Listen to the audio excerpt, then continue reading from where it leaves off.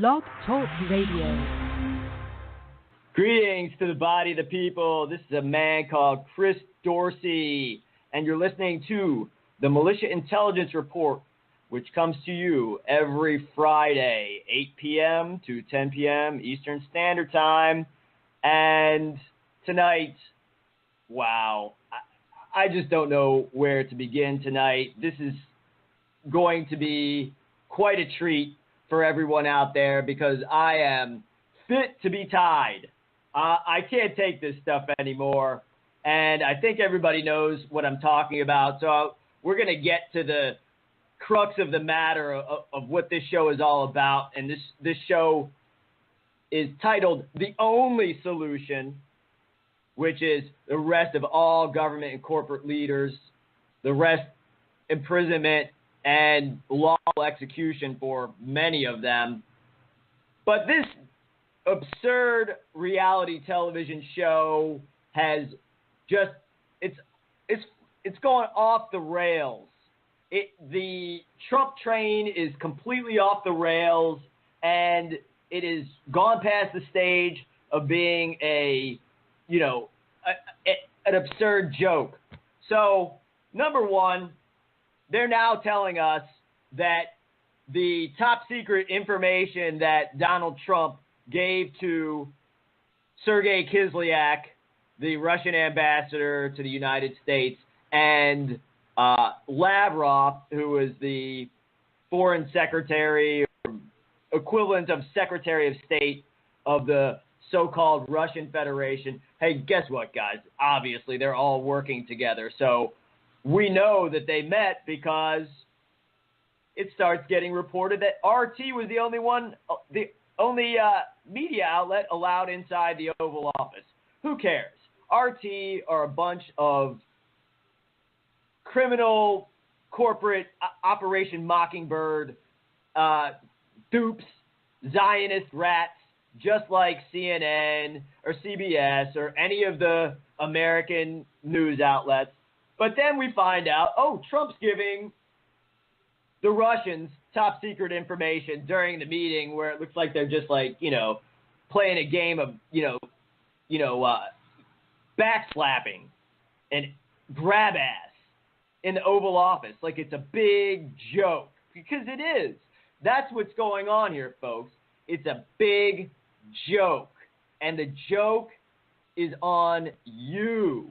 The joke is on you, America, because you allow this.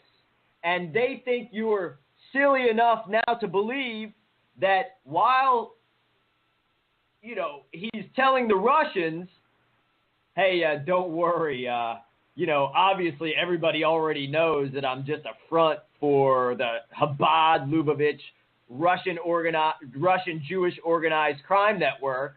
Everybody already knows that. There's evidence for everyone to see everywhere. You can't avoid knowing that.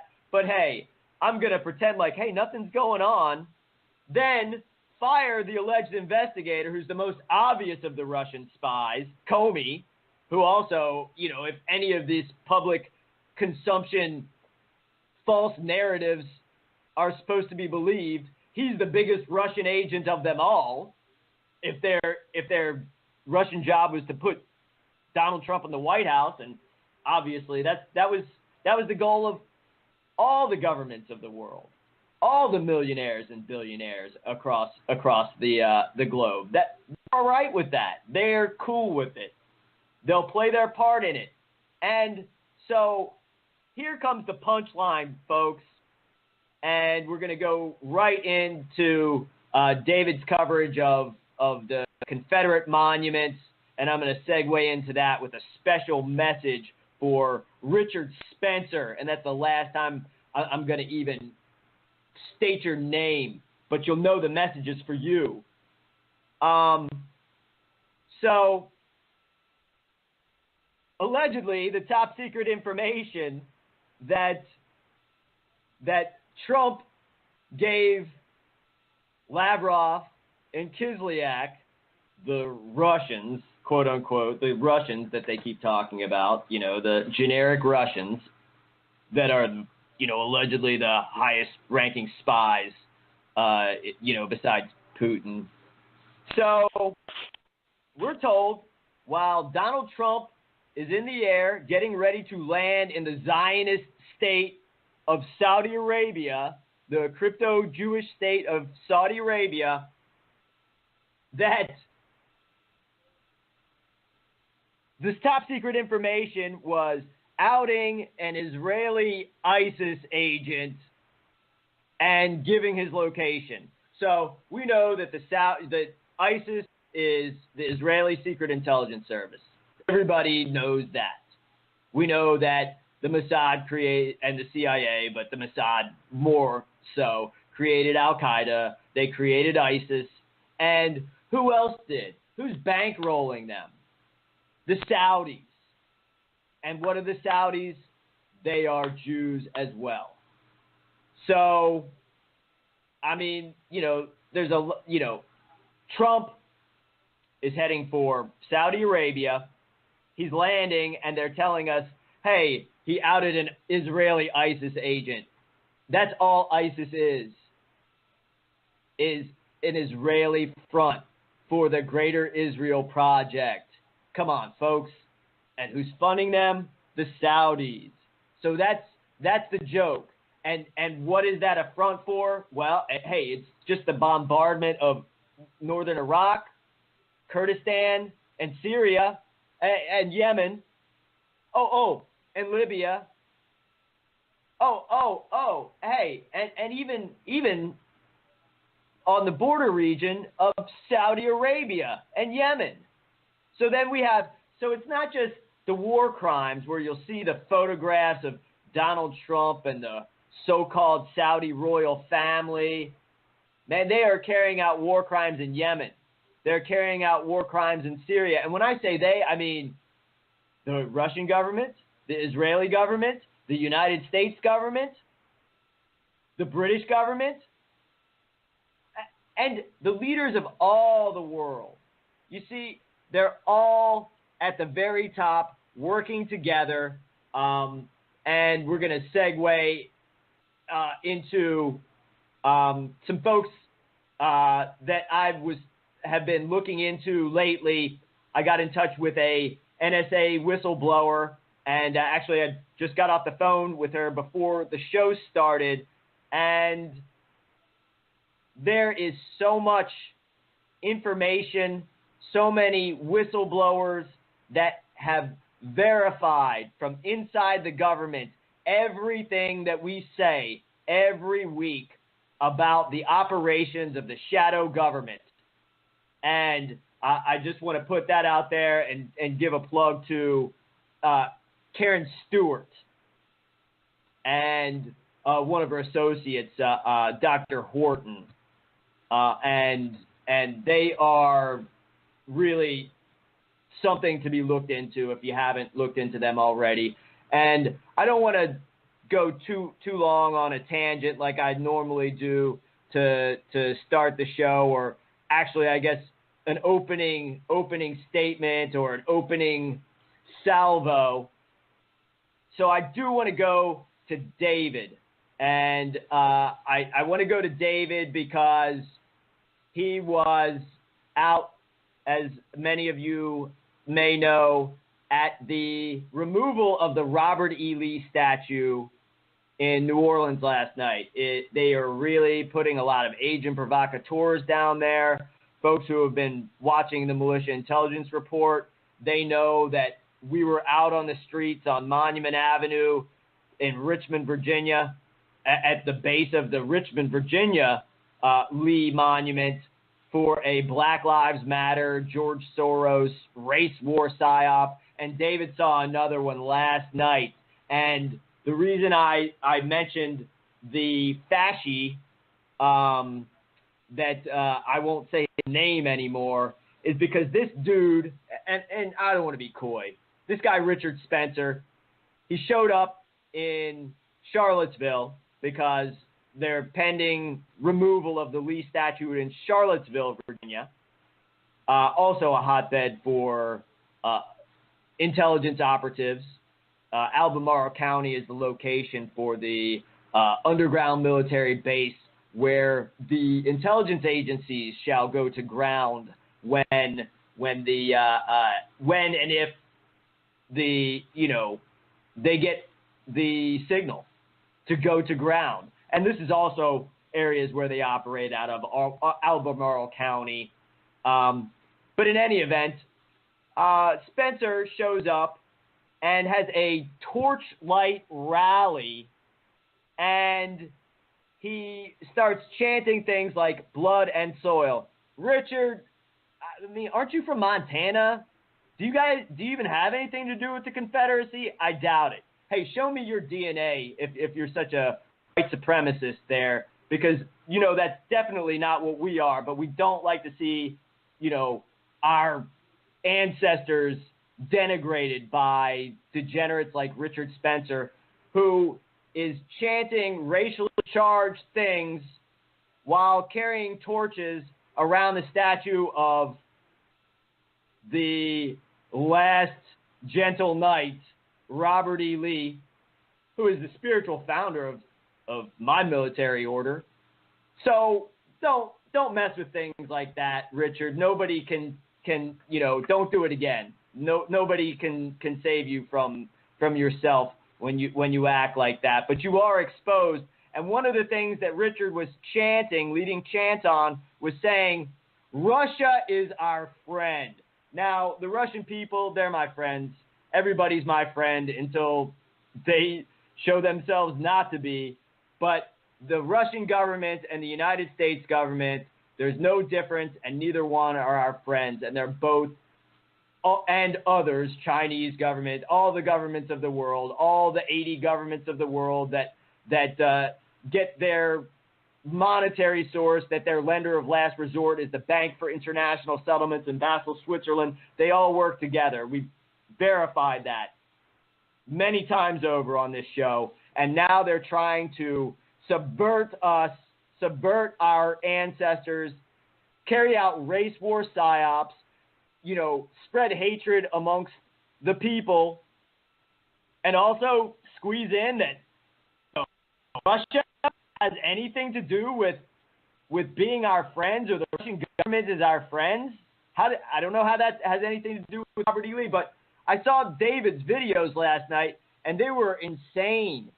David called out so many of the operatives that were operating and yelling and screaming, stealing things from one another. It was a zoo out there, David. I'm going to segue over to you right now. We're gonna give you the floor, David. Please explain to us what's going on down in New Orleans with these Confederate statues. The video says it all. I mean, everything I did in that video is because of what I learned from watching your videos over the year. I mean, once you start hearing what Chris says, it makes sense, because the people are in charge of the government. That's the easiest thing in the world for people to comprehend. You can see these operatives, these undercover operatives, and all of these protest groups are really working overtime to make sure that you don't know that, because that it's all about one-sided issues. Or two-sided issues, and you gotta address only issues that they deem immediately necessary. Instead of saying, "Hey, wait a minute, isn't this whole thing, the whole reason why we're out here, isn't it based on that all the governments of the world are guilty of treason?"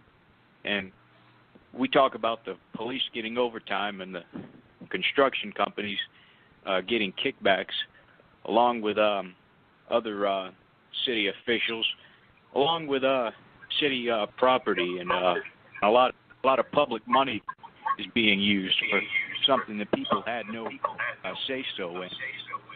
And everybody's trying to put the blame on land, but I blame a lot of conservatives too. I mean, they stood by, let it happen. If anybody actually cared about the monument issue, it wouldn't have came down. It was destined to.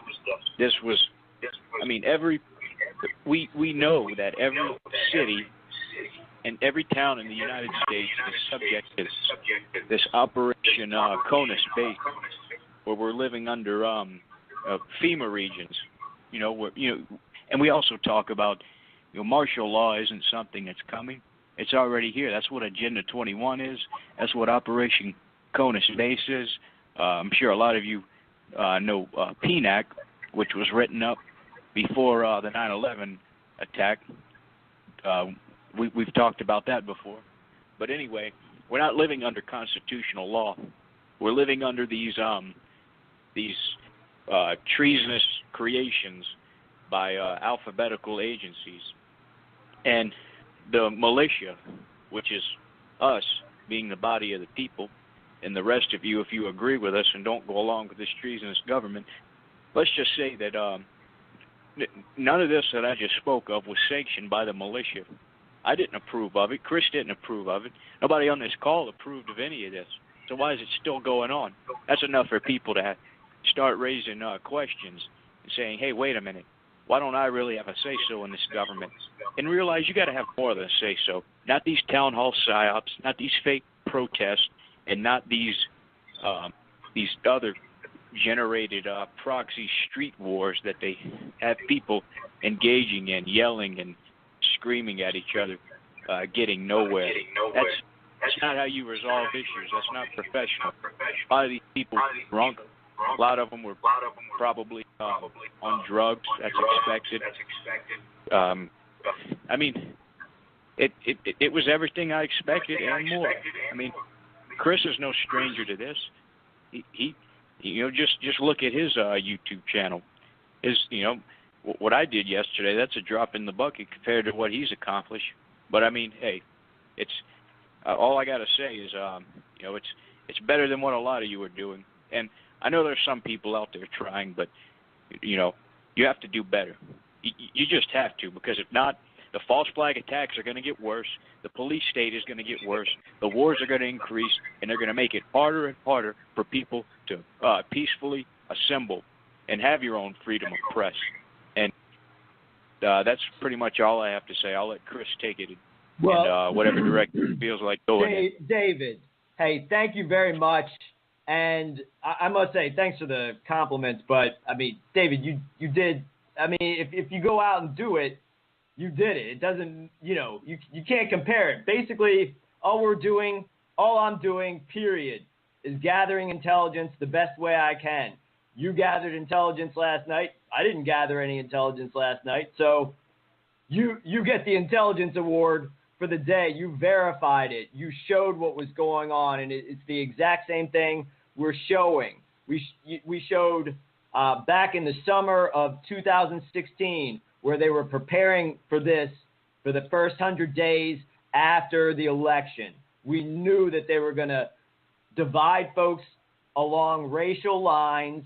That's what they were doing during the summer of chaos, which is the summer of 2016, when they were under this operation called UWEX 16, which stemmed out of Jade Helm 15. And David said it all. And I'm glad to have talked to Miss Stewart last night, because she's verifying even more particulars about what we're talking about specific laws, specific unconstitutional statutes and the continuity of government operations that were introduced that allow them to legally carry out these staged psychological warfare operations, to attack people with psychotronic weapons, to spray poison through chemtrails, to disappear people off the street. I mean, we just had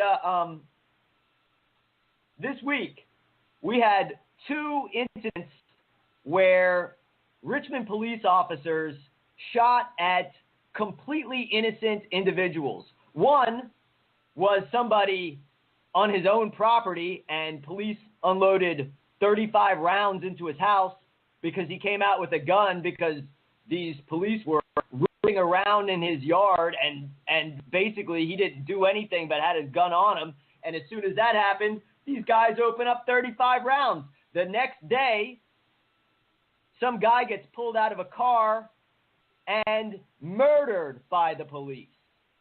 Now,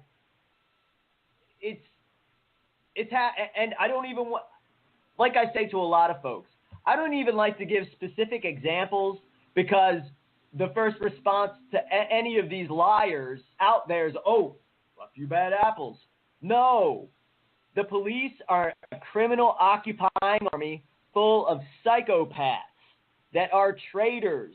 They're overtly members and running the gangs. There's a comment, one of the last comments on the YouTube channel. I don't even remember what it was. I just looked at the comments. And somebody, it was something to the effect of course police are running the gangs. My cousin is a dirty cop in Chicago. Everyone knows in every city the police are running the gangs, and they do this through every sort of tactic. And all of these police chiefs and everybody above a captain or above a captain in any sheriff's department or police department around the country, they've been trained at Quantico. And those guys, like I said, they're not your friend. We wish to have access. It says in the law, I should say. We wish this to happen too. We wish the law to be enforced, which means not only that we get access to look at all of these crazy weapons of war that they're unleashing against us every single day, that we need to get control of them.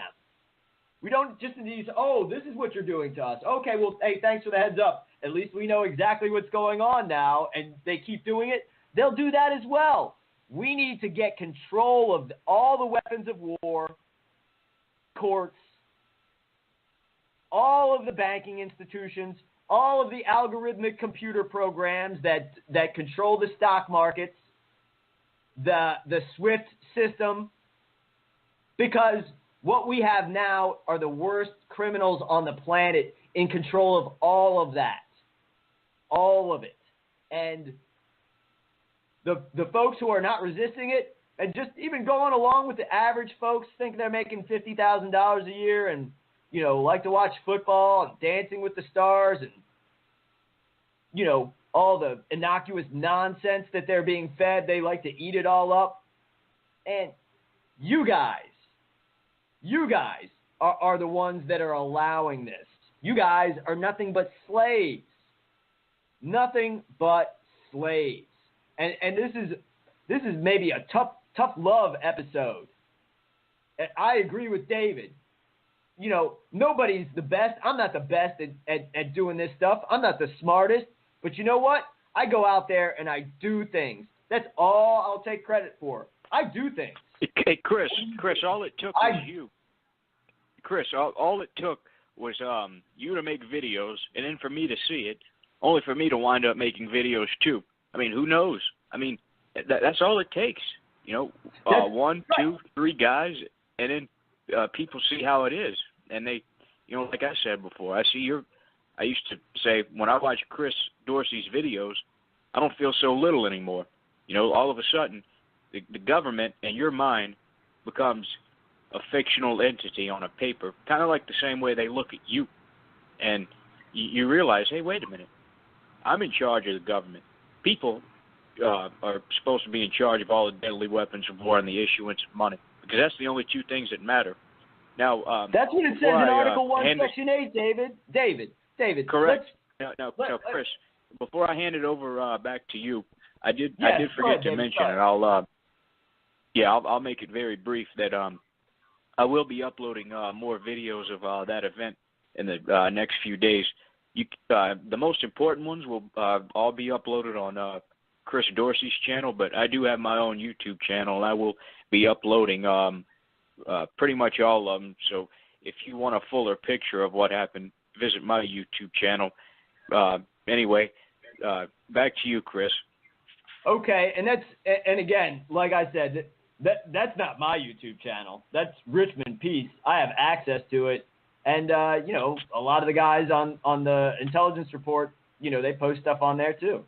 So, again, this is, hey, when we, the people, gain control of Google, and seize their assets. And basically, I don't have to, make somebody else, make my enemy rich by outing them, and being put in a corner of the internet. When we gain control of Google, that military operation, DARPA or ARPA that they call Google and Facebook and whatever else, the World Wide Web, then I'll call it my website. But until then, it's just posting on my enemy's television channel on the internet. So I'm going to go over to Ziggy because I really want to hear a lot about what Ziggy has to say. Ziggy's been exposing Blackwater XE and the connection with the Russians. He's been exposing these silly CGI bad movies put together by Elon Musk, and they're kind of nonsense. And also, I'm dying to hear about his thoughts on Trump heading to Saudi Arabia, Israel, and the Vatican. I mean, he's gone to Belgium too. I mean, he's got to hit all the satanic spots. We all know. And the fact that it's coming out now, even in the mainstream media, that Trump is compromised by these Russian Jewish organized criminals, and it's involving possible tapes of Trump raping children, and of course we know that's there have been court cases documenting that as well. Ziggy, happy to have you on the show as always. Great videos on Ziggy Kelleher's YouTube channel. As always this week, a couple new ones. Just the floor is yours, Ziggy. Whatever you feel like talking about, it's all you. There's a lot to cover, so take it anywhere you want to go. Thanks, Chris. I don't know if we're having the speakerphone of. I was getting an echo with David. That's what I was hearing, and I don't know if I have one now, but we'll have to look into it. Yeah, Chris, what can I say? You said it, man. I think you stole it from me last night in my sleep or something. And just what you said. RT is ridiculous. My next video will show it. There'll be a bombing, and they'll have a story about some guy's zipper got stuck in a sheep or something. It's just ridiculous. It really is. And from what I see with Blackwater, they pay for RT to do a show that supports them, and they give them the mercenaries to interview. It's so fake. It's unbelievable. But I put some weight on that bombing that happened a few days ago. The U.S. bombed supposedly Syria's troops there that were aligned. And I said, let's see what happens with Russia. What happened? They said, well, we're going to work with the U.S. I mean, this is a different universe to me. I mean, you remember, Chris, back in the 70s, 80s. It never happened like this. This is really meant to confuse you and almost make you psychotic, the way that the information's coming at you. How are you supposed to judge it? It changes every day. That's not right. Something's wrong with that. That's not the way they should be running things. To reiterate that voting is ridiculous. If you vote for a president again, you're voting for the Zionists. Right? And we're sitting here pretty in America like somehow we're not having a bad time when they're taking our tax money doing all kinds of things that support Israel, support the military-industrial complex, which NASA is part of the Defense Department. All the money and the slush funds they must have, they could take money from NASA instead of making the CGI and put it in the war in the Middle East, and you would never even know it. There's all this stuff takes money. Where is the money coming from? 9/11 took probably trillions to pull off. We're talking about all kinds of money has to be spent in these things. So I got to get strict about this voting thing. It is ridiculous. If you didn't learn it with Trump, I mean, he basically spit on anybody that believed in him. Let's be serious. All right? Jared's and his sister now, Jared Kushner's sister, is involved in it. It's a family affair. So, what's the Russian guy's name with the diamonds there? Lariev? How do you pronounce his name? I think it's pronounced Lev Leviev, but I've been calling him Lev Leviev. Yeah, they call him King of the Diamonds. Whatever his name is, these videos that are coming out about his involvement and what he does in the world, you really get to see that level of people, Chris. You get to see that level of where things are moving and how they're friends with Putin. Let's be serious. If you didn't have the corporations are larger than the presidents. We'll talk about it all you want. But to realize it is a whole nother thing. These figureheads are ridiculous. Every day it seems like it's some kind of story from like a tabloid. I mean, we have to get serious. And David, thanks for doing that. I mean, this is destruction of culture. I drove everywhere in the South, and I was amazed at how much pride and the battlefield. That's history. They're not all saying, let's be racist. This is ridiculous. If you take history from people, you know, one thing you see about Russian, but, you know, they are doing their memorials and their parades for their military victories. They're going to have us all fighting each other. It's going to be the balkanization of America, of every ethnicity, of the color, of whatever. And the Jews are all going to be living in Israel. You're not going to separate them. But they're turning everybody in the middle. What happened with all the refugees going to Europe? How would you like that? I mean, let's be serious. They just basically destroyed Europe. Who's doing this? The Zionists benefits nobody but the Zionists.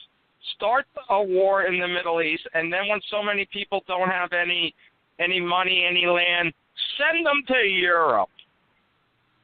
I mean, this is all so beautifully laid out. It's ridiculous. It is such a manipulation.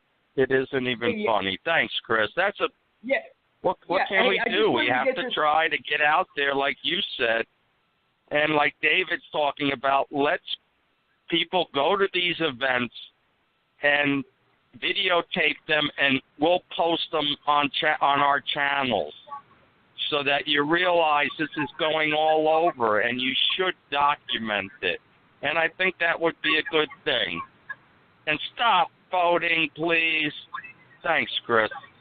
Hey, thanks a lot, Ziggy. And sorry, apologies for interrupting, but I just actually, you know, wanted to say, like, I wish to say I agree 100% with everything that you're saying, and the fact is, it is something that is it's like bipolar, it's psychotic. Nobody knows what to make of anything until they realize that all these governments, all of them, none of them dislike each other. Obama didn't dislike Putin. You know, I mean, why would they? Why they got to work together? And as far as Lev Leviev, the King of Diamonds, goes, I mean, that's like the master of the blood diamond. That's what that guy does.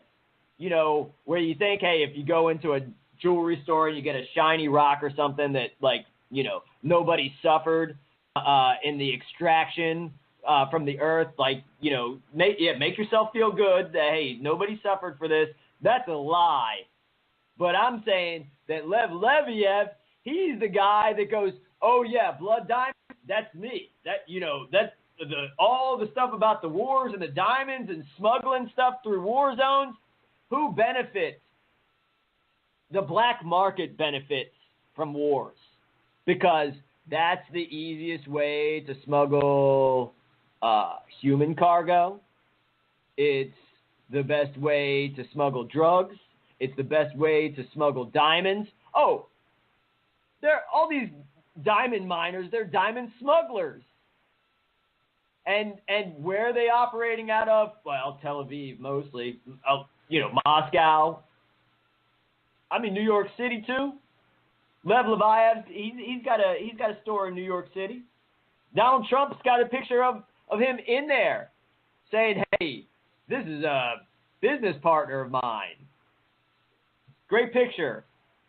So these guys are all part of this organized crime syndicate, the Chabad Lubavitch organized crime syndicate. What's the guy's name? Well, of course, Felix Sater, Tevfik Arif. You know, I mean, you could go on. Roman Abramovich, Lev Leviev.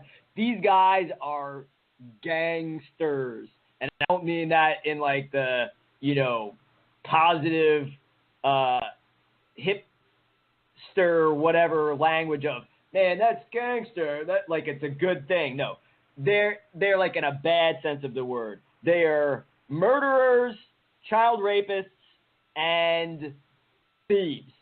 And that's pretty much it. I really, there's no other way to put it. And this doesn't just go from the, you know, top down and everybody gets, you know, less and less corrupt. It's like this at every level of your government. Every corporation out there, any one of you works at, the leadership of that group is progressively more of a child rapist and a murderer the higher up you go. And that's the structure. Basically, one has to be the worst kind of human being to succeed in this society. And that's what we are stuck with. And I want to, again, thank Karen Stewart and her associates for stating what we state over and over and over. The government is at war with the people. Oh, is it a war like with guns and bullets? Oh, yeah, it is. Is it a war with, I don't know, psychological warfare? Oh, yeah, sure, it's that. Are they carrying out biological warfare against us, their bosses? Are our servants carrying out biological warfare against us? Of course they are. Are they carrying out attacks with megatons of bombs inside the United States? Provably and verifiably. Well, yeah, what do you call 9/11? And then also, the day the Boston bombing happened, of course we know the government did that, but what caused that mushroom cloud that same day in Waco, Texas? At a fertilizer factory? That's never, ever happened before, but it's a mushroom cloud. It's a gigantic explosion with mushroom cloud. But hey, you know, go on believing. Oh, well, we like the Russians here, but we're working with them in Syria, but also we don't necessarily agree with what they're doing in the Ukraine, so we can work with them here, and oh yeah, of course, the World Cup's going to be in Russia the next year, and the President of the United States is meeting and giving top secret information in front of everybody to the Russians, but they're our enemy. And who's talking about this on TV? Alan Dershowitz? Alec Baldwin? You know, I mean, these are all folks who are tied up in this Jeffrey Epstein scandal, which is where you get these guys. It's not just the blackmail. It's not just the blackmail. It is that they're all doing it. You know, I visited with one of the militia members, John Elkin. He was he's a professional driver, and he was driving from Indiana down to Asheville to make a delivery, and so he came and visited, and basically that's what we do. David discussed stuff with him. David was out on the streets in New Orleans, and we were just talking about how we're going to overcome this criminal operation that we're subject to. And, you know, the discussion went to the fact that, you know, all of the leaders of all of these governments, Putin, Trump, Obama, Bushes, Clinton, the Clintons, Gerald Ford, I mean, all of them. But then everyone also in a militarily powerful position, Putin, Stalin, you know, that they all had a predilection to necrophilia, pedophilia, child rape, and all sorts of trisexual behavior, bestiality. They'll do anything. They're like warped. They're warped beyond, you know, anything. And how do you verify that? Well, the FBI is putting all of the child pornography on the internet. They're the ones that are putting it out there. And how is it put out? It's put out through DARPANet. I mean, could the imagination of the average individual, could that come up with the nasty, sick things that Google and the FBI and the FSB and the GRU and the MI6 put out? You know, these guys are into snuff films. That's what they do. And again, getting back to what John Elkin and I were discussing, it's not even so much blackmail anymore with these guys. It's just how they roll. Who's going to stop them? They're all in on it. And to them, it's not that big of a deal. Blood drinking? I mean, look up, just do a Google search right now for Al Gore and blood. I mean, he travels with all these different kinds of blood. Now, a lot of folks have documented the blood drinking and the ritual sacrifice to make heavily adrenalized blood for these sick individuals. And that's what they do. If you don't stand with us, you are standing with them. If you go along with this system, if you pay your taxes, you are going along with them. It's just nothing else to say. This is a stream of consciousness episode, and you know, David's doing an excellent job with producing these shows. I'm gonna go to Ralph next, and if anybody wants to chime in, please feel free. It's all real loose. You know, when things get chaotic, we tend to fall back, you know, and they rarely do, but sometimes they do, to like a Robert's Rule of Order, parliamentary procedure type of format for the report. But I'm going to go to Ralph. I want to hear what's on Ralph's mind. And Ralph, real quick, you were correct. I guess we were all correct, but it seems that Renegade Radio took another step to just being 100% irrelevant with the leaving of Nick Spiro. He allegedly, well, not allegedly, he informed me that he left the network, and basically that was it for them. They wouldn't have anything to talk about without Nick. Now that they got rid of everyone else, so another federal option kind of peters on out. I haven't really been following Renegade that closely today. Nick left the network. Yeah, absolutely, he did.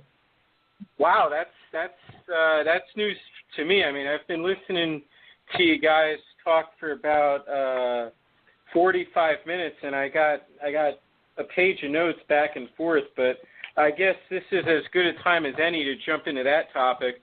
Well, first and foremost, I'm glad to be back after a week.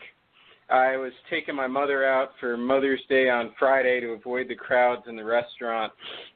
So I did that Friday night, spent some time with her, had some good mother-son time. And for everybody out there, the number is 646-668-2151. As you know, I am the head moderator and owner of the Militia Intelligence Report Forums. We have 178 members, and we're growing. And, yeah, Chris just gave me something to jump right into.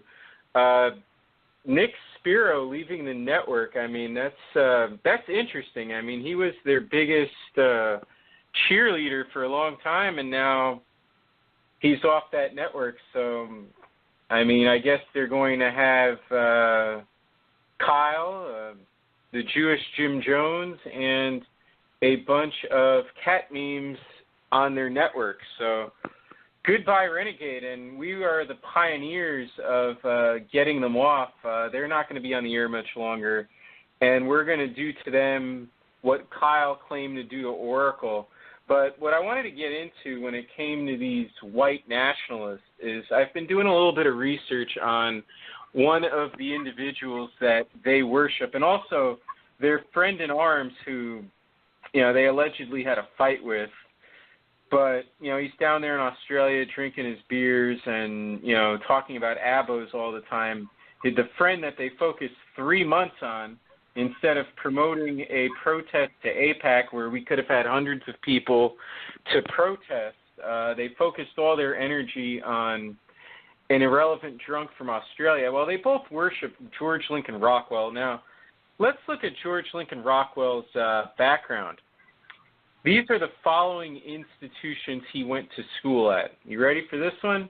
Brown University, the New York School of Art, the Hebron Academy. His family, the Hebron Academy is a very elitist private academy for secondary schooling. The New York School of Art, well, you know, that's self-explanatory. Brown University, self-explanatory. His parents were vaudeville actors, and they knew Jews such as Groucho Marx. George Lincoln Rockwell was also in the Army, and he served in the Korean War as well. That's really great for a so-called white nationalist. And his first wife, his name was Judy Altman. Again, George Lincoln Rockwell, the head of the American Nazi Party, his first wife's name, Judy Altman. Yeah, that's a real white Aryan name right there. Oh, and get this. One of the first things he was assigned to do, guess where he put up swastikas? Anybody want to guess? On Miami Beach, which is essentially the 6th borough of New York. You're going to let somebody put up swastikas on Miami Beach, which, now Miami Beach has always had a large, influential Jewish community. And one of the first places he got his name to fame as a National Socialist was putting up swastikas on Miami Beach. And then he gets all this press coverage by Drew Pearson of the ADL, who used Jack Anderson as an agent to be the liaison between Drew Pearson and Jack Anderson. This was a way to raise money for the Anti-Defamation League and other Jewish supremacist sycophant groups to keep Jews afraid of the next so-called Holocaust. And, George Lincoln Rockwell, if you look into his background, he also had connections to the Strauss family, which helped start Macy's. And he also was tied in with Benjamin Friedman, a allegedly anti-Zionist Jew whose fortune came from the Anglo-Saxon Unilever family. So all of these white supremacists, black Israelites, Chicano activists, every single one of them is controlled by Jews without exemption. There's nothing wrong with being proud of your race. There's nothing even wrong with being a separatist. But if you follow these people, they're going to lead you into darkness. They have no intention of winning. That's why Renegade got rid of Chris Dorsey, because Chris Dorsey has the plan for winning. And the plan's very simple. Just get out in the streets, talk to your fellow neighbors, tell them what's going on, and don't hide behind memes. Don't talk about menstrual blood. Don't lead a Jim Jones type of cult. And don't have staged events with somebody named Michelle who looks like a Jewess and say that they were threatening to call the FBI. Nobody knows who Sinead McCarthy is. Nobody knows who Kyle Hunt is. He could go out and get a real job if he wanted to, but he's very wealthy, so he doesn't need to do that. And I'm going to tie this in to Richard Spencer. I find it funny he was in New Orleans. I was wondering if his theme song would be by Black Box, Strike It Up. Because hold on, though. He was in Charlottesville, Virginia, not New Orleans, but at Robert E. Lee statue there. Oh, excuse me. I apologize. In Charlottesville. Yeah, so I'm wondering if his theme song would be by Black Box, Strike It Up, because, he's into all sorts of degeneracy, homosexuality, transgenderism. I mean, he went to, of all places, the University of Chicago, which is known for its economic policy. And his mentor was Paul Gottfried. He was born in Dallas, Texas, which technically is a part of the South, but it's a very metropolitan city, so it's hardly very southern. And Dallas, Texas does have a significant influence of Jews in it as well. I was out there for some time several years ago. I was out there for some business several years ago, and Dallas, Texas is not anything like a southern city. It's very much like a toned-down version of New York or Los Angeles, a very cosmopolitan, metropolitan type of area. So, and that's the same place where Alex Jones grew up. What do you know? And where has Richard Spencer spoken in Austin, Texas, at Texas A&M? I believe it's around the Austin, Texas area. I believe he has. So that's University of Texas. Yeah, University of Texas. So I believe all these people, they come from these places for a specific reason. So my whole main point on just this white nationalism, black Israelite, Chicano activism stuff, nothing wrong with being proud of your race, nothing wrong with even wanting to separate. But if you're going to follow these people, you're following into darkness, you're playing into the Jews' hands. So the best thing to do is focus on defeating the international Jews, the Freemasons, and the Vatican, and then once they're out of the picture, once this triad of evil is defeated, then we can figure out where we're all going to live and where we're all going to set up roots. But if you're going to follow a bunch of people that are homosexuals, that are atheists, that talk about the most irrelevant, inane topics, you're going to go nowhere. And also I want to piggyback off of what Ziggy said about the refugees going into Europe and how they all want the Jews to go back to Israel. Well, I slightly disagree with Ziggy, and I'll tell you why. Because there is a segment of Jews that don't care about Israel, and they're not Zionists. They are those that want the Jewish diaspora. They are those that want the world domination without the religion. That's what you see in this technocratic age. You think Sergey Brin or Larry Page or Mark Zuckerberg give a damn about their religion or give a damn about any of these rituals? They'll do it behind closed doors. But do you think it's something they really care about deep down? No. They just want their own racial line of people to rule the world. So you have warring factions of Jews. Some would give up Israel if it meant world and even solar system universal domination. So the Zionist element is big, but let's not underestimate this technocratic Jewish element, which Ziggy does not. But I just wanted to piggyback off of that, and also voting. I agree with Ziggy there.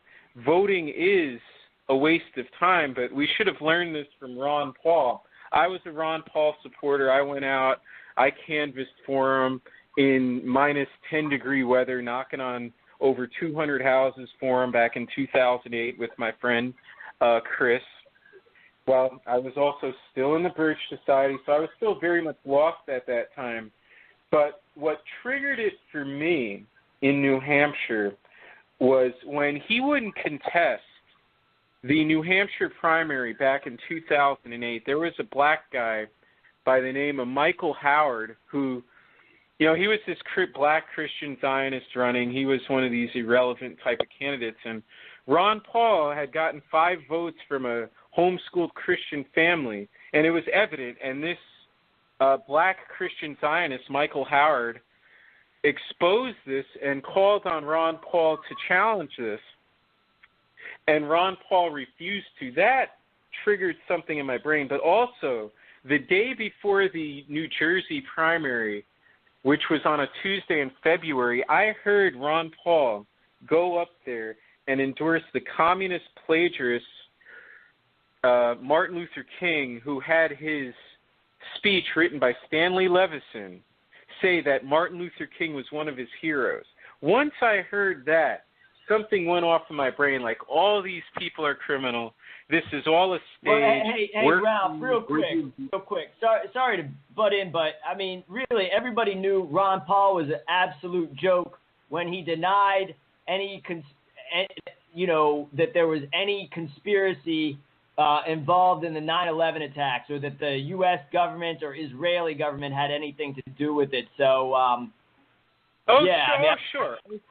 I mean, looking back on it, it's evidently clear, but I'm talking about a point when I was very young into this. I was only 20, 21 years old. I was still learning about that. Of course, he denied that. I mean, but you apologize to yourself. You kind of say, well, he's just trying to get votes, appeal to the mainstream. We know that's garbage now, but I'm speaking from the perspective of a younger man still evolving and still learning. And most of us, unlike some out there that are the Jewish female reincarnated Jim Jones, don't just come on the scene and know everything right away. We have to go through that painful process of learning step by step.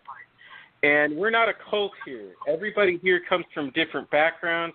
Everybody here is an independent thinker, and that's why we are having so much success. That is why we are having so much influence, and we're reaching so many people across the globe. I mean, you go into our intelligence forums, you see people of all different races, all different backgrounds in our forums, knowing who the enemy is. They know it's international Jewry. They know it's Freemasonry, and they know it's the Vatican, and they don't need that beaten in their head because they get it. They come to us because they understand that this entire system is fraudulent, and anything you do to endorse this system, voting endorses the system. It doesn't matter who you vote for, whether it's Democrats or the Constitution Party or the Nazi Party or communists, you're endorsing the system by voting.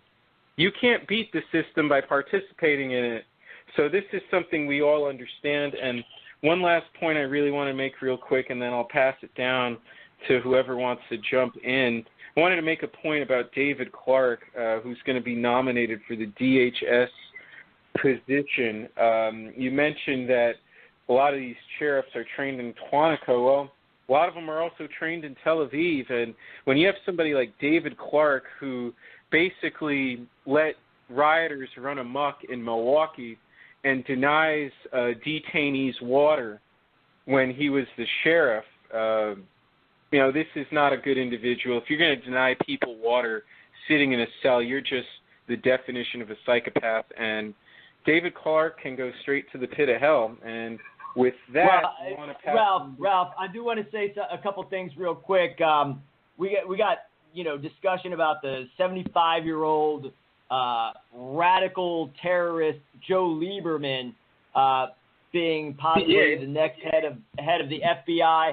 And I also want to point out that we've had, I would say, over the past, 5-6 years, a dozen instances just in the city of Richmond of people dying in the Richmond City Jail from being denied water. That's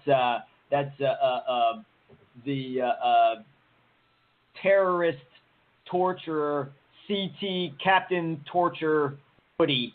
That is the criminal gang leader at the Richmond Sheriff's Department, and that guy for what he's done to a lot of folks, he and his family members, because his family members run this jail. I'm talking about the Woody family in Richmond, Virginia, that runs the jail. When the people take over, man, that guy, he's going to be one of many that according to Article 18 of U.S. Code would have to be executed lawfully, and this would be something that I'm very happy to discuss, and I have discussed on international television many times. And when I say only solution is arrest government leaders, the next step is, of course, because they're all guilty of treason, acts of war against the people, what does the law say? It's not what I'm saying or what I'm advocating. I'm all right with it. I advocate enforcing the law, but it's not my idea that all of the millionaires and billionaires in the United States are subject to execution under the law, and that they're all in on this real sinister criminal activity, raping people, withholding water, people dying in the heat from exposure and without getting medicine and without getting water. That doesn't just happen in Richmond. Like I said, I don't even like to give these examples because folks get the wrong idea and they go, that place, that Richmond City Jail is bad, but this other jail, they don't do that. Every jail, every town, every city, every school principal, it's the same. So we got a lot of callers on the line. Actually, we got Clifford on the line right now. And Clifford, I always love to hear what Clifford has to say about the events of the world and how he breaks it down and kind of susses everything out in a way that, shreds all the nonsense away. I mean, the absurdity, and just says, okay, we're not even going down that path. Clifford, you've got the floor, sir, and welcome to the show as always. Feel free to talk about whatever you'd like. I'd love to hear your thoughts on the events of the day. I just have to say back to the whole idea of balkanizing America. So what they're doing, and I don't even want to say it's brilliant or clever. It's a little clever. It's not like the most brilliant thing, but they're using their goal to balkanize the Middle East to make Israel just one tiny ethnic statelet in a sea of ethnic statelets, and of course being the strongest, backed by the criminal U.S. government. They're trying to use the aftermath of that, which is the refugee crisis, or really crises. That's another thing. They talk about this refugee crisis as if it just happened. Like, we displaced thousands of people in Iraq going in there, and then Afghanistan, and now that we've gone to Syria, now all of a sudden, we've got a refugee. There's been crises with refugees for a while now, all organized by the same international criminal syndicate. But now we have this supposed refugee crisis, and they're trying to use that. They're trying to use the aftermath of balkanizing the Middle East to balkanize Europe and America. It's balkanization.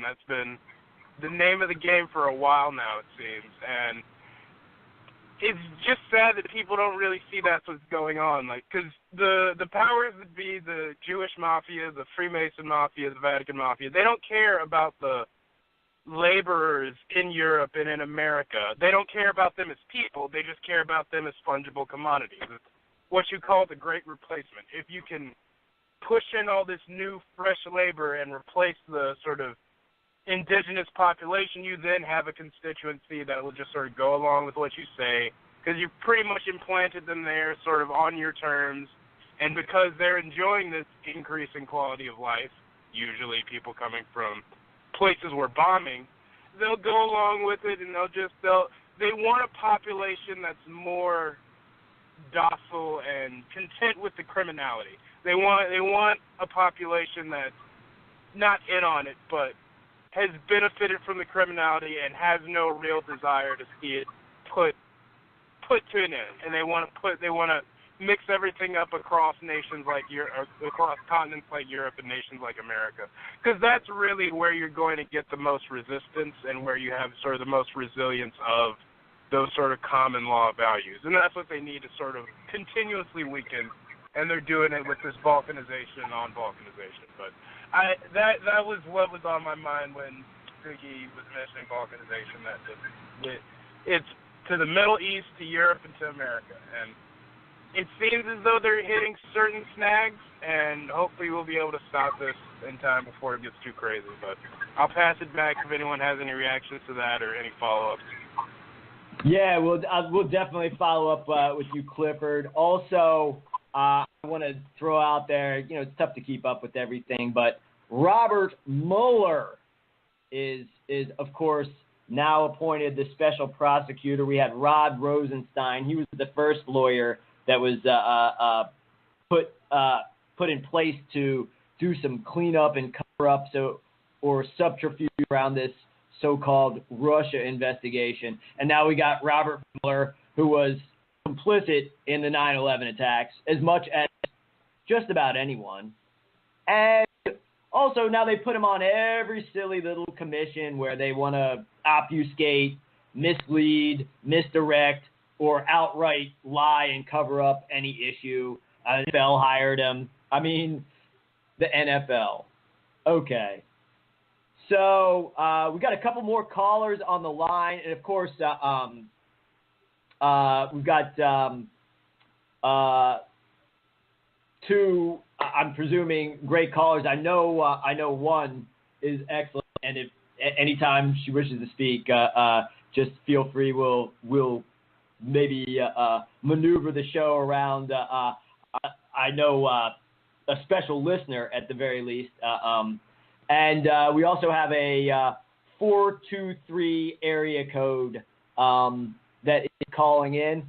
So if you got, it looks like, actually, let me introduce our special caller tonight and, of course, special guest. I was talking about her earlier. She's a former NSA official, a 28-year veteran of the NSA, the National Security Agency, and now she is one of the most prominent whistleblowers when it comes to exposing the sinister warfare against the people of this shadow government, and she knows it in and out, and that's Karen Stewart. And Karen, we do a parliamentary procedure form, so the floor is yours. You have the floor. Okay. Hello, Chris. Thank you very much. I'm sitting outside, Greetings. so pardon the noise around me. Can you hear me? Yeah, you're coming through loud and clear. Thank you very much. Okay. All right. Yeah, it's been very interesting. I was very excited to get in touch with you because I think that something that is lacking is a knowledge of what's going on by the militia groups in terms of directed energy weapons and poisonings and microwave weapons and all types of asymmetrical covert warfare that is actually being used on random people, whistleblowers, constitutionalists, anybody who is deemed a real American is a threat to the subversive government that is hoping to take over and displace us, I'm afraid. So this covert and asymmetrical warfare is going on, and there must be thousands upon thousands of people who have been put on the fake watch list and then had people in InfraGard and other so-called neighborhood watch groups who think they're patriots be fooled into thinking that somehow these people are threats to the nation, and then they enlist their help to stalk, harass, and murder. these people. And I had probably directed energy weapons focused on me 24/7 for over a year now because I was speaking out. So I'm very excited to see if I can get the targeted individual community and the militia together to try to solve this problem, because it needs to be disseminated across the United States as this is going on, and that the numbers of people on this list for termination, for assassination, is ever growing. Yeah, that is it is shocking information even for hardened individuals like myself to realize how sinister and pervasive these programs are. And we were mentioning before continuity of operations and particular unlawful and unconstitutional statutes, which basically allegedly legalized the government and certain private corporations to carry out war against the people. Can you expand on that, or is that too broad of a subject? I will say a little bit about it. I will say that the legalities upon which they are doing this are fraudulent. And if you look at one case with the Supreme Court, Marbury versus Madison, it was a case that was brought very early in our history, and the Supreme Court judges actually took 10 years to decide the question. And the question was, if a law is passed anywhere in the United States on any American territory that actually goes contrary to the Constitution, is it legitimate, even though it's contrary to the Constitution? And the Supreme Court judges spent 10 years studying every letter, every book, every piece of writing they could get their hands on that spoke to the intent of the Constitution and the mindset of the Founding Fathers. And their answer to that question was that if a law is passed anywhere in the United States or on its territory that goes contrary to the Constitution, it is void. Now look at all the post-9/11 laws and look at how many of the amendments and how much of the Constitution they go against. Well, according to Marbury versus Madison, they are void. So what we've got is we've got a whole nation of people being fooled into following laws that are absolutely, totally unconstitutional. They need to be challenged, and part of why we are basically being trampled upon is that nobody's challenging these unconstitutional laws. I mean, one of the laws they came up with was that they could search your vehicle just upon whim if it's within 100 miles of the border or the ocean. Totally unconstitutional. No. And the use of civilians as a secret standing army is unconstitutional, and that's what they're using with InfraGard, CERTs, and other neighborhood watch vigilantes, which neighborhood watch is not a good name for them, because that's like calling a child rapist a babysitter, but they're fooling these people into thinking that they're super patriots and they're getting rid of the threats to the American society when they're wiping out the people who actually have the integrity and the guts to say something, but they're getting paid for it.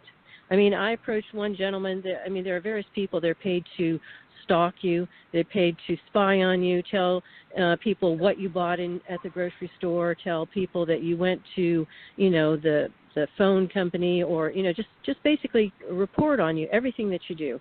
And some people are just told, if you happen to see this person, then call them in, tell us where they are, tell them what time of day it is, and if you can figure out what they're doing, tell us what they're doing. And I approached one man and said, I know what you're doing. And I said, how much money are you making doing this? And he said, we get $100 per call. And we just basically, if we see you or any of the people on the list, we just say hallelujah, because we get $100 for calling in your location. And I asked him, I said, do you care that the people that you're spying on are innocent people? They are not criminals. They are not degenerates. They are not traitors. They are, most of the time, to my knowledge, the better citizens. And he said, no, I don't care. We don't care. It's $100. $100. What do I care? So he had been recruited by the Fusion Center in the state where I was at that point, which was Florida. So this is absolutely what the PAA, the Protect America Act, and the NDAA, and all of the additions to these post-9/11 laws, they're turning us into a predator-prey state. If you're not with the subversive government, then they will eradicate you, and they will use Homeland Security money to pay the citizens of this country to turn each other in and to help kill each other with. And directed energy weapons, if you keep it on someone long enough, they will develop cancer. They will have a heart attack. They will have strokes and things like that. I mean, I've had bleeding in the brain, and I have eye damage, and I'm 60 now. And when this started, I was 59, and at that point in time, I told people I'm disgustingly healthy. I mean, I was amazingly healthy at 59, but I never smoked, never drank, never did drugs, and come from a very good family because we're very healthy, and I didn't abuse that. But in the last year, after being under directed energy weapon attack, then I have all kinds of health problems that are cropping up, all kinds of health damage.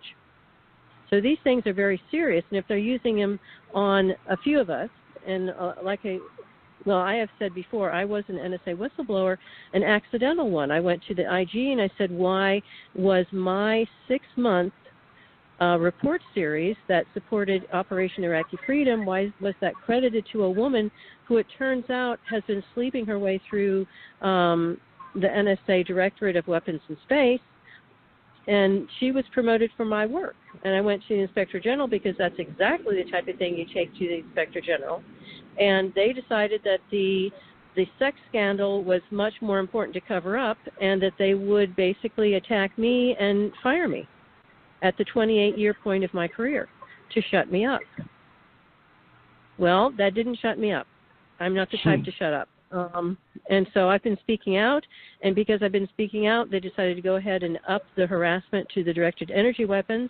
And that also happened because I came out and spoke publicly about the fact that when I was at NSA during 9/11, afterwards I was told by 2 separate analysts who had dealings in that area of, terrorism and attacks on the United States. They told me that they had knowledge of the attack coming for 6 months, and they were told to shut up. And what we and a few people have been discovering in researching this is that those 6 months were used to profile and get the personal information of the people they anticipated being murdered, so that they could take life insurance policies, trust funds, and buy properties in the names of these people using their birthdays, their names, their social security numbers, and anything else they could get, and pretending to be their employer, their sister, their brother, their mother, their uncle, their business partner, and collecting millions upon millions of dollars when they died in 9/11. Now, they're doing that also to the targeted individual, the random people they're killing for fun, the whistleblowers, the reporters they don't like, the constitutionalists, et cetera, the people they're picking out for whatever whim they want to pick them out. And we find that we're having insurance policies and all that taken out on us, too, to profit from our death. So this is what's going on, and this is an attack on basically anybody they think has got too much integrity to bow to them. And we're reaching out to warn people, but we're also reaching out to ask for help. We need to combine resources, and we need to combine voices. Yeah, absolutely. That's quite a lot of information to digest, and it's plainly, you gave prima facie, firsthand evidence that hardly anybody on the face of the earth could possibly know. And at the end of the day, it seems that it's simply government carrying out war against the people, which, when you reference Marbury versus Madison and the Constitution, that's the only thing that is treasonable. That's really the only thing that's named as a treasonable offense in Article 3, Section 3, carrying out war against the United States. And what is the United States? Well, it's the people. Well, the United States government is the Constitution, which is ordained by the people. That's the law of the land. And we do need to take action. And one of the main things I was so excited was not only the level of information, but it seems that when you combine the level of information and knowledge with integrity, there's only one solution that individuals I've come across, including our distinguished guest, Karen Stewart, and that is basically that all these government officials involved, and they're all involved, either through just being so inept and clueless that they don't see what's going on around them, or that they're directing it.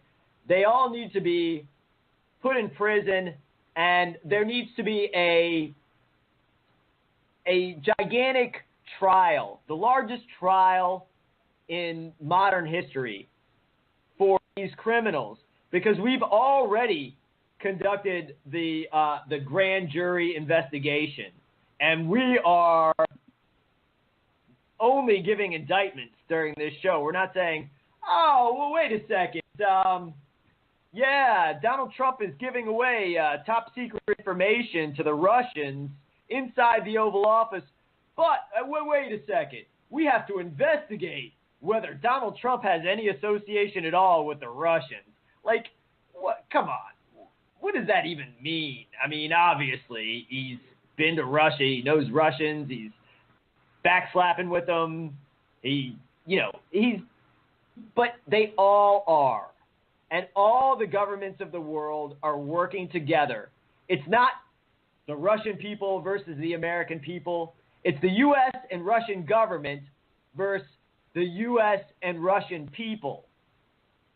And that's the big problem that we have. And don't get it twisted when I just say Russia. It's all the countries.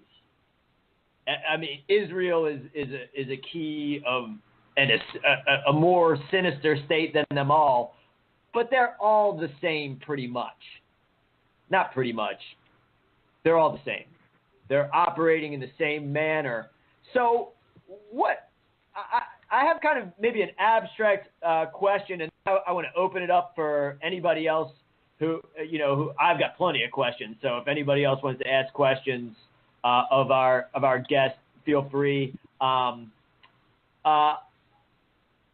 When folks are working in the NSA and they discover what's really going on, how on earth are there so few whistleblowers like yourself? That's what I'll just use just kind of average person type thing. And, I feel like in some ways my dad's kind of an average person. And so he knows a little bit of this stuff that's going on, but he always gets caught up in, well, why wouldn't everybody whistleblow? I'm like, man, you don't even whistleblow at the public school that you work at. What do you think these NSA guys, folks don't, they're threatened. I mean, that's what I'm presuming. And there's really negative repercussions. I mean, obviously, they are torturing you and stalking you. And I can speak for myself. And, I have verification on video, on lots of different outlets, that they're doing the same thing to me. So that's terrorism, that's warfare. So why is it that maybe 25 or 30% of the NSA doesn't just go, hey, wait a second, we are the enemy, we are the bad guys, and it's time to do something about it. And where I'm going with that is, that's gonna, going to a end game type of scenario. How long do they expect us to allow them to carry out war against them, against our, for them to carry out war against us, the people, until we get even with them lawfully, in every sense of the word. Is that in their thought process at all, do you think? I think it is, but let me try to answer your question in order. Okay. All right. First of all, there's a federal law called the No Fear Act, which was passed a few years ago to strengthen whistleblower protection laws, because even though laws were on the books saying it's perfectly legitimate for someone to go to the Inspector General or the equal employment opportunity people of their agency and request an investigation or report something strange or abnormal or even criminal, it's perfectly legit for that to happen. But people were being persecuted and fired. All of a sudden, if they reported something, then their work became terrible when it wasn't terrible at all. It just became terrible on paper, and they were fired. Okay, that was retribution. They were fabricating reason to fire that person because they had legitimately reported something. So the Congress said, okay, you guys are trampling these laws, so we're going to pass one big, strong law that says it's called the No Fear Act, and we are going to outline in no uncertain terms the fact that an employee for the federal government has not only the right to report unethical, immoral, illegal, or treasonous activity, but they have a duty to. So we're going to give this law to everyone, and then we're going to require that each and every federal agency teach this law to their people once a year and follow it. Well, they did that, and all of the agencies, of course, have this 1 year. Every year you're supposed to go in and take a class that teaches you that you have every right in the world to go to the watchdog organizations within your agency. Well, they teach that, and then what they did was they decided, well, how do we get around this law? Oh, what we're going to do is anybody who reports anything bad that's going to embarrass us, we have got this protocol where we are going to stalk, harass, and slander them. And then when they report that people are saying terrible things about them, lying about them, stalking them, et cetera, it's going to look exactly like paranoia with delusions. And then we're going to say this person is mentally ill. Obviously their complaints are fabrications. We don't even have to investigate them because we are assessing them as being mentally ill, and if they're mentally ill, we're going to fire them. So they have totally gotten around the No Fear Act by the psychological attack, and they have augmented it with actually having people that they have hired, and at NSA it was NSA security. They would stalk, harass, and poison your dog and break in and do things like that and get away with it. I know they did that to me, and I went to the Howard County Police in Maryland, and I said, here's a photo of a guy who broke into my house, and et cetera, and they said, well, we contacted NSA, and they said, we are forbidden to help you. We are forbidden to give you equal protection under the law. We are forbidden to look up anything having to do with license plates or images or anything of the people who have been harassing you and vandalizing your property. NSA has told us that we are forbidden to help you. You no longer have constitutional rights because they say so. Okay? So this is why not a lot of people at NSA are going to report something bad. Now, NSA, you work in a compartmentalized environment, and that means if I'm working like the Soviet Navy, I am not going to have access to somebody working French economics. That's just not going to be something that I am cleared to look into unless it becomes part of my job. So with everything compartmentalized, a lot of the people there had no idea that nefarious and evil things were going on in areas where it looked like a legitimate project, but it was not. And on one of the interviews that I did, somebody raised a similar question, and I said, if people at NSA start to realize the very awful and treasonous and subversive things going on, they will leave. They will laterally transfer to another agency. Now, they will not necessarily go to the press or go anywhere and tell people what they saw, because they could be prosecuted, could have their entire life savings absolutely decimated by trying to tell the truth and then being prosecuted as if they were a spy. Now, there is a federal law that says you cannot merely classify something to keep the fact that you're committing a crime secret. But very few people seem to fall back on that law. And the judges are influenced to see things the government's way. I mean, if you sue an agency and take it to a federal court, their rate of decision in favor of the government is in the 90 percentile. That's not a court. That's not a contest. It's stacked against you.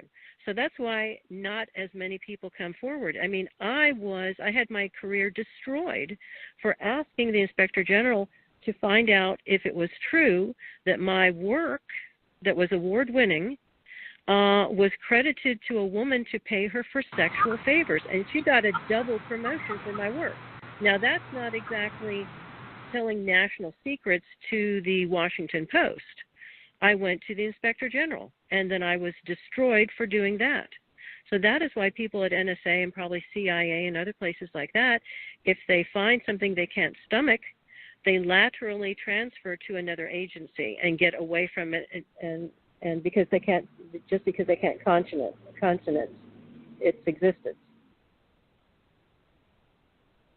Very interesting, and of course that makes perfect sense. Now, I like solutions, and I like to keep things simple. And I'd like to get your thoughts on the idea of playing hardball with all of these employees, all the government employees. And basically, I like to say to the people out there, basically, it's you against your boss. If you work for the military, if you work for the police, if you work for any government agency, basically, as far as we're concerned, as far as the militia is concerned, you're carrying out supreme crimes, and we'll take everybody from the bottom up, but we prefer to have those near the middle and the bottom start working with us for continuity, because folks say it sounds ridiculous, but under the law, the structure of government is set up in three very important ways. Number one, the people are to be in control of the weapons of war. I mean, well, number one, freedom of thought, freedom of expression, freedom of religion. Then the freedom to be able to say what you wish, think and believe as you wish, while still being able to stop others from killing you for doing so. That's the First and Second Amendment. But when we start talking about Article 1 of the Constitution, like Article 1, Section 8, it says, okay, the body closest to the people, the Congress, the People's Congress, is going to set the value of the currency. It's going to have the only ability to levy any fees or taxes, and it's going to be the only place that's going to regulate any sort of military. And it says in Article 1, Section 8, that all military action can only last for 2 years, and that a standing army is unconstitutional. Right. And unfortunately, we have, I consider the NSA as part of a military operation. It's a component of a military intelligence arm, and I would, I know that I'm a novice at this, but I'm confident in saying that the NSA and the FSB, at the end of the day, the employees for both are paid by the same bank, which is the Bank for International Settlements, Basel, Switzerland. And yeah, very likely. And that the money transfers, possibly directly between the FSB and the NSA, go directly through the SWIFT system, or at least agents of both of those allegedly disparate. And I'll say MI6 or Mossad or RAW. I mean, any of them. I don't want to get bogged down because it's all the same banks, and the NSA. And this is our overall plan. We've been we have specifics, we have nuanced and detailed plans, but the general plan, obviously, to succeed in any sort of action, especially a military action, is number one, gain control of the most assets. The assets pay for everything. Everyone's a mercenary in the military. It's a joke to pretend that these guys serving in the U.S. military don't do it for money. They just work cheap. They're cheap hitmen. Same with the militaries all around the world. So the law requires, Article 1, Section 13, Virginia Constitution,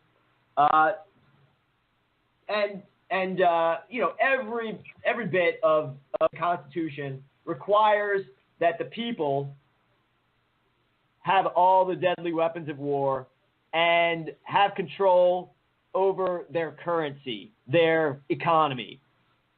And I'd be interested to hear how you, as an experienced insider, would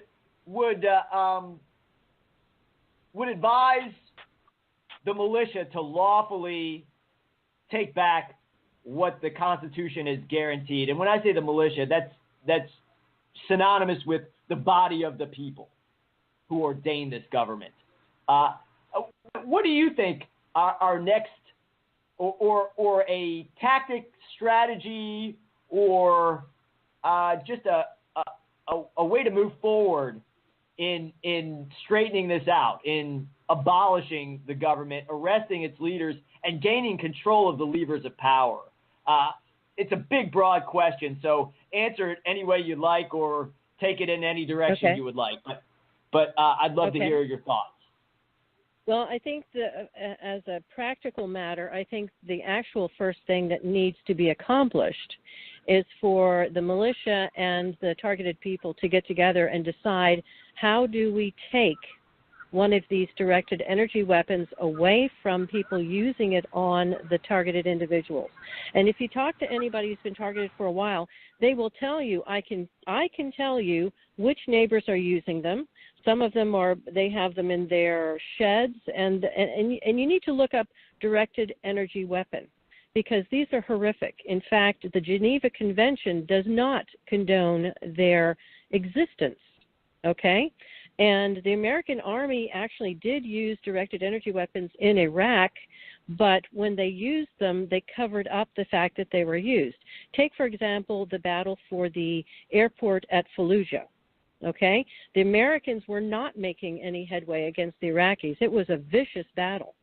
All right? Well, the Americans rolled in directed energy weapons. Now, there are various types of directed energy weapons. Some of them are ultrasonic.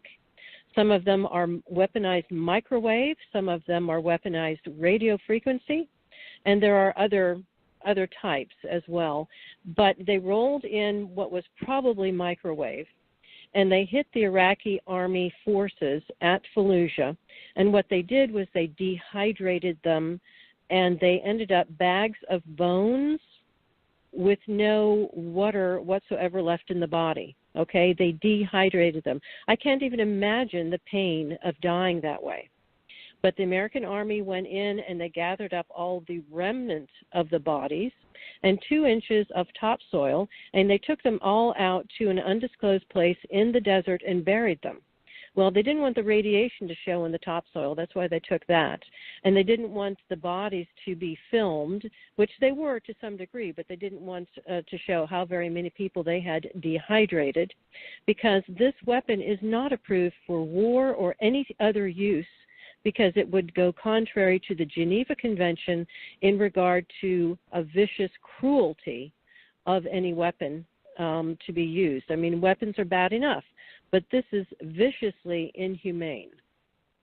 All right, and that brings into consideration something else that actually Putin said, and he has been speaking about this. He is almost pleading with the United States government to stop making directed energy weapons. And I saw him at a conference, and he was saying very seriously, he said, we have reached parity. China, Russia, the United States.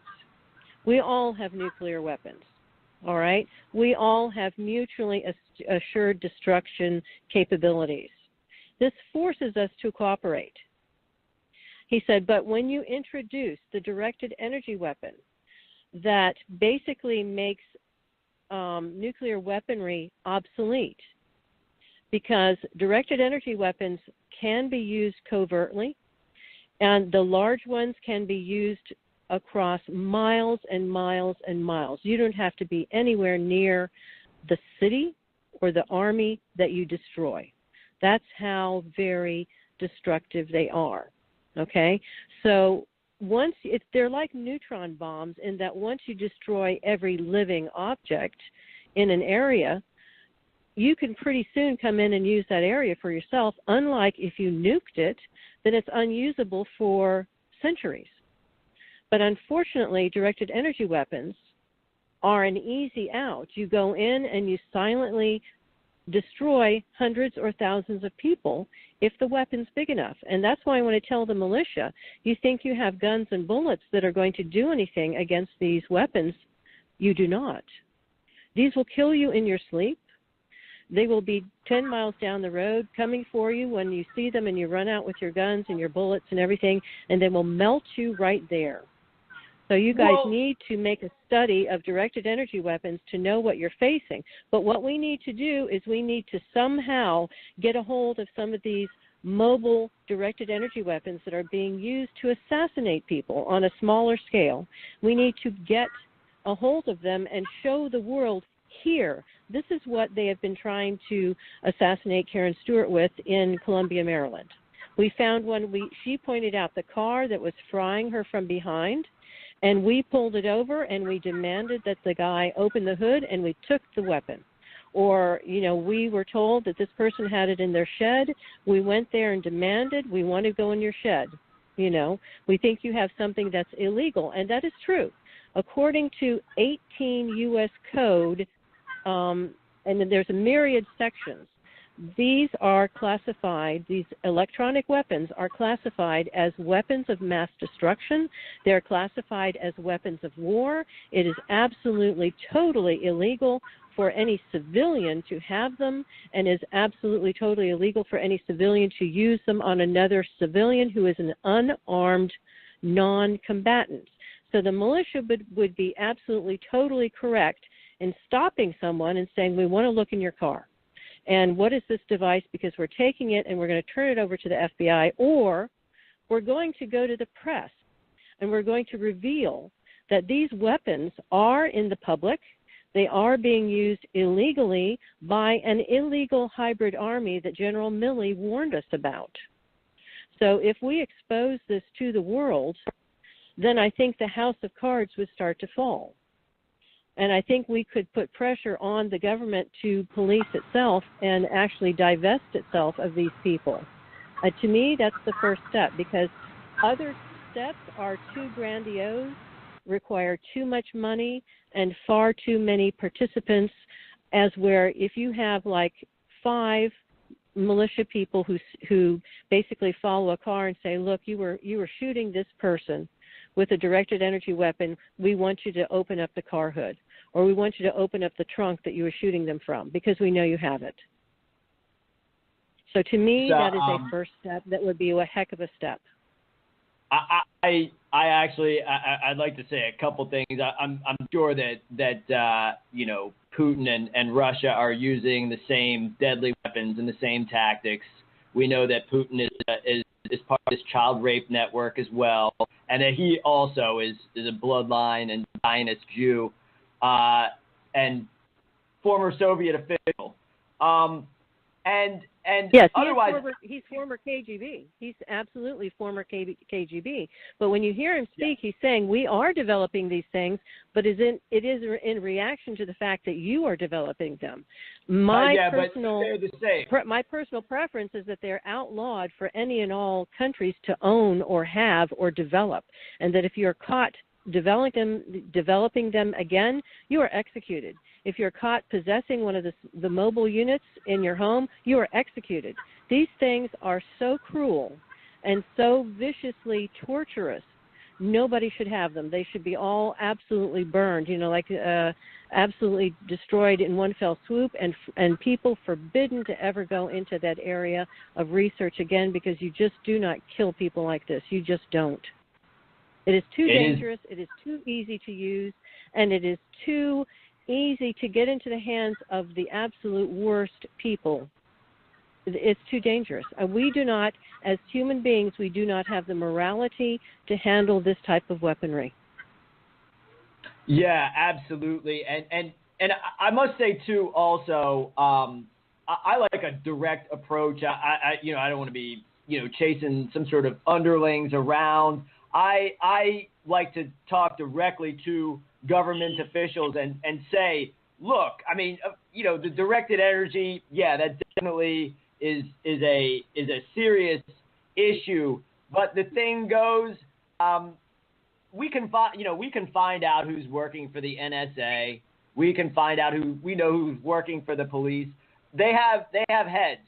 So instead of trying to chase around the head, maybe in Virginia, which is where a lot of these NSA officials live, we can have we did this with Dick Cheney back in 2011 when we went up to Langley and were protesting the Central Intelligence Agency. We surrounded Dick Cheney's house. He lives in the same neighborhood. That's more along the lines of what I'm talking about. Now, I wouldn't advocate anything that violates any sort of statute, but here in Virginia, we can go to these guys' neighborhoods with guns and stand in the nearest place to their house, and we can see them in the grocery store, and we can videotape. What's that guy's name that you keep mentioning? Mr. Black Jr., right? Bill Black Jr. He was the Bill Black Deputy Jr. Director of NSA, yes. All right. So, Deputy Director, he'd be like the second guy we would like to, maybe have demonstrations in his neighborhood. I mean, they need to be made pariahs. That's the kind of thing. They're engaged in war against us. So we're going to give, and they're our servants. So we're going to give them requirements. And it is legal for us to walk up to them with a camera, and in Virginia, but not Maryland, and with a gun and say, you're a criminal. I see you right here. We're documenting you. You're indicted and you're a fugitive from justice. Now, they can Same act thing like... here, Chris. Same thing where I live. Now, look, I'm sorry to interject, but I really want to thank our special guest for coming on. She's obviously very, very interesting and has a lot to say, has a lot to bring. I'm very impressed. This is another first for us, and I hope she will be back. And let's not forget, Chris, we also have another caller on the line. There's 11 minutes left on the show, and I don't want to leave that caller out. Okay. Okay. Sure. And that's Karen Stewart, and I thank God that we got in contact with or that Karen got in contact with me and the militia, and I mean it was just a last minute thing. that Karen came on the show, and basically I was just calling her to thank her for getting in contact with me and say, you have an open invitation for the Militia Intelligence Report, and anytime that we focus on your experience and your story and your insights, we're happy. So I'll leave it at that and just say we are very blessed to have Karen Stewart with us tonight, and it was a treat. And we've never had that level of insight from the NSA on the report before, and it was priceless. And I'll be in touch, and of course I'll touch back on a way to get in touch with you before we close. But sure. Now let's go to area code 423. Got a 423 caller. Where are you calling from? What's your name? How's it going? Chris Michael again calling in. Greetings, Chris Michael. My take on it, and I think it's been a pretty good show. Haven't seen David's videos, but I'm going to check them out. Ziggy's are always good. As far as the whistleblower laws, my take on it, they put them out there to draw them out and see who the hell is good in the government. Just get the hell rid of them. I mean, is that? I don't hear anybody saying that. Is that far-fetched or what? I think that's 100% accurate. All right. That's what I think. Okay. I just want to get this in, too. I don't know if I didn't hear from Joel today, but I did want to say, I guess he's going to listen or whatever, but God bless you, Joel. When you came out, that was a very moving statement that you gave last week about your being saved, and it was touching. Appreciate that. Another thing, I'm part of the posterity. I mean, my family came over here in 1622 as a slave, basically a indentured servant, and he became one of the first ministers in the New World. His name was Thomas Faulkner, and I had several relatives fight for the South.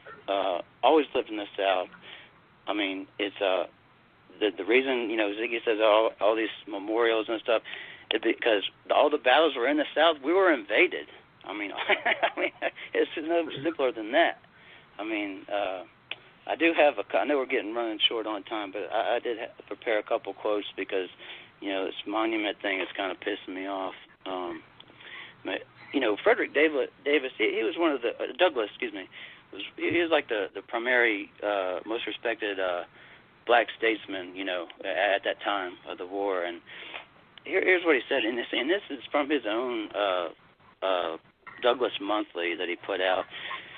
And he says, it is now pretty well established that there are at the present moment many colored men in the Confederate Army doing duty not only as cooks, servants, and laborers, but as real soldiers, having muskets on their shoulders and bullets in their pockets, ready to shoot down loyal troops and do all that soldiers may do to destroy the federal government and build up that of the traitors and rebels. There were such soldiers at Manassas, and they're probably there still. There is a Negro in the Army as well as in defense, and our government is likely to find it out before the war comes to an end. And that was right after First Manassas in 61. And a couple other little points I'll get in here, and I'll turn it back over. But, the Confederate Army, they had integrated races 100 years before the United States Army. I mean, this is like Bizarro world. The shit is turned upside down. I mean, Brigadier General Stan Waddy from the Cherokee Nation, 1st Cherokee Mounted Rifles. He's the first ever in the history of any American to be a general, and it was from the Confederate Army. That he served under Albert Pike, that's a whole other story for another day, but it's still a fact. And, a time when you got Irishmen getting spit on, they couldn't get a job better than a day laborer in the North. You got Patrick Claiborne, a general in the Confederate Army. I mean, it's just ridiculous. I mean, I don't know what else to say. I do have one quote here, though. I want to get in real quick. This is by General Gordon, John B. Gordon, and it probably puts to rest the slavery bullcrap that's shoved down our throats constantly. And he wrote a book after the war called Causes of the Civil War, and he said, as for the South, it's enough to say that perhaps 80% of her armies were neither slaveholders nor had the remotest interest in the institution. No other proof, however, is needed than the undeniable fact that at any period of the war, from its beginning to near its close, the South could have saved slavery by simply laying down its arms and returning to the Union, not the country or the nation, the union of independent sovereign nation states that we were. That's what people need to know. They're getting this fairy tale bullshit. That's all I got to say. Yeah, I agree. There's nothing but obfuscation out there. They're trying to set all the races against each other, or nationalities, I like to say, or ethnicities, to be accurate, because it's a race. Everything's we're a human race, but we have different ethnicities. So I couldn't agree more. Thanks as always for the call, and this has been a fantastic show. Thanks to, of course, David as always, Ralph, Ziggy, Kelleher, and Clifford, and shout out to Joel Pfeiffer. I'm sure he'll be listening to the show later on in the week, and hopefully he'll be back next week for the Militia Intelligence Report. And, of course, especially I want to close out by thanking Ms. Stewart again. That's Karen Stewart. And I'm just going to go through some websites and then give her the final word, or maybe like another minute and a half, and then I'll close it out with the usual sign-off. But it's biggerthansnowden.com. Visit this stuff. NSA whistleblower Karen Stewart. Go to biggerthansnowden.com. everydayconcernedcitizen.net. surveillancesissues.com. And she's got, countless articles on washingtonblog.com, Canada Free Press, renewamerica.com, everydayconcern.net, which we said before, Human Rights Watch. It goes on. And I want to also promote, I watched a show with her and a lady named Dr. Catherine Horton, who I was also very impressed with. And there's, if you just do a Google search for Dr. Catherine Horton and Karen Stewart, you'll find a lot of this stuff. And where are we as far as I'm trying to find the show, the radio show that y'all normally do. Hey, Karen, sorry. What's the radio show that y'all have, or the regular show called that you do regular episodes of? I watched one last night. Right. I just didn't. Yeah, right now we're on episode 9. We were interviewed by Dr. Paul Marco, who has a YouTube show called World Beyond Belief, and what he's done is he's created a subgenre called Techno Crime Fighters, and Romola D., Dr. Catherine Horton, myself, and Dr. Millicent Black, and various guests. Every so often we have somebody on.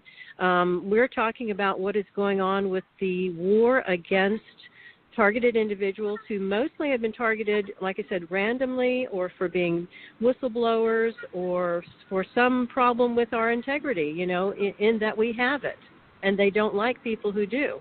So we've just done episode 9, and we do that on YouTube every Thursday morning about 11 o'clock. It goes about 2 hours, and we're trying to go through what has created the situation and what we need to do about it. And like I said, I'm very excited to connect with the militia because you guys are awake.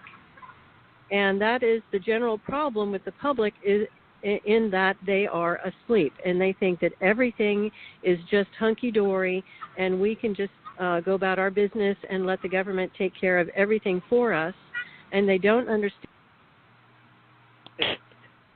Thank you very much, Ms. Karen, and thank you very much for the show. I'm sorry. Thank everybody for it. Very right back. David. We got about 5 seconds. Any final words? All right. Yeah, David. Go ahead. So, I'll sign off. Thank again, Karen Stewart. Sorry for cutting you off. We're getting cut off here on Blog Talk Radio, but I just want to thank everybody for listening. We'll be back next Friday at 8 p.m. Eastern, and peace and God bless. Join us at Bilderberg 2017, June 1st, Chantilly, Virginia. Thanks. Thank you very much. That concludes our show for tonight. All right. Thank you.